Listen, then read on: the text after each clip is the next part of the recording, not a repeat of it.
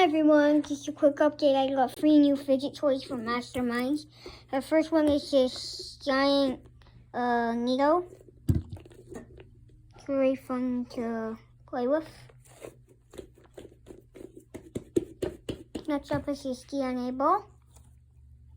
And if you, I'm gonna slap it. It lights up. I'll just put that one over there if people are if that's hard on the eyes.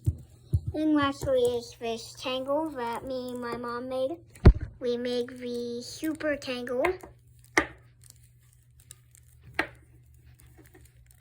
which we connected our 2 tangles together.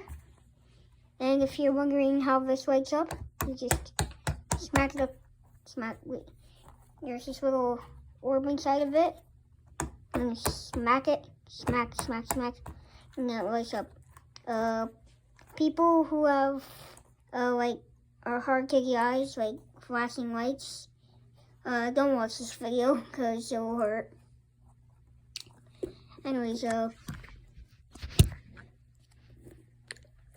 full of sand, I think, like some sort of jelly-like material.